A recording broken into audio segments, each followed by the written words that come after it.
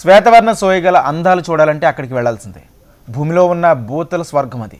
అదే వంజంగి మేఘాలకొండ. అల్లూరు జిల్లా పాడేరులో ఉన్న వంజంగి గిరులు శీతాకాలం చూస్తే చూపర్లను కట్టిపడేస్తుంటాయి. మరి ధవళవర్ణ ప్రకృతి అందాలు ఏంటో ఇప్పుడు చూద్దాం.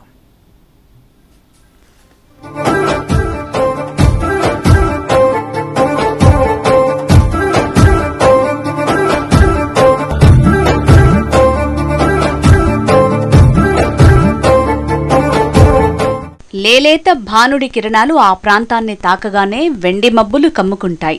అక్కడి మేఘాలు పర్యాటకులను పలకరిస్తాయి. నింగి నుంచి కైలాసం నేలకు వచ్చిందా అనిపిస్తుంది. అదే ఉమ్మడి విశాఖ జిల్లా పాడేరులో ఉన్న వంజంగి కొండలు.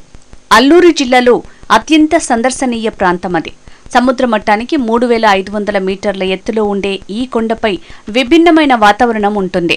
శీతాకాలంలో మేఘాలు తక్కువ ఎత్తులో ప్రయాణం చేస్తూ ఉండటంతో అవి కాస్త కొండ మీదకి వచ్చినట్టు కనిపిస్తాయి. ఈ అందాలు ప్రకృతి ప్రేమికులను ఆకట్టుకుంటాయి.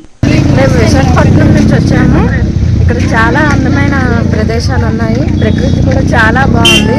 కుటుంబ సమేతంగా అందరూ వస్తే చాలా ఎంజాయ్ చేయొచ్చు. ఇంకా రోడ్డు డెవలప్ చేస్తే చాలా బాగుంటుంది. వచ్చేటప్పుడు కొద్దిగా కోల్డ్గా ఇది ఉంది, కానీ వచ్చినప్పుడు స్వర్గంలో వచ్చినట్టుంది. Really wonderful view. ఇక్కడ ఎప్పుడు నేను ఇక్కడ చూడలేదు. మనకి నార్త్ కర్ణాటక ఇలాంటి ఆప్షన్స్ ఉండదు. రాయలసీమ లాగా ఉంటుంది. This the one of the best point. ఇప్పుడు బ్యాచిలర్ వచ్చాను, డెఫినెట్ నెక్స్ట్ టైం నేను కపుల్స్తో వస్తాను అండ్ నా ఫ్రెండ్స్తో కూడా తీసుకురావాలి.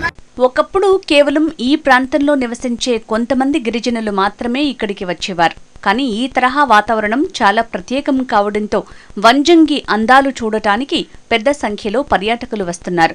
ఇక్కడికి వచ్చి పర్యాటకులకు టూరిజం శాఖతో పాటు పలు ప్రైవేట్ రిసార్టులు అందుబాటులో ఉన్నాయి. థీమ్సా నృత్యాలు, పచ్చని ప్రకృతి ఇక్కడ అదనపు ఆకర్షణ. స్థానిక గిరిజనులు కొద్దిపాటి ఫుడ్ స్టాల్స్ ఏర్పాటు చేసుకుని పర్యాటకులకు అందిస్తున్నారు.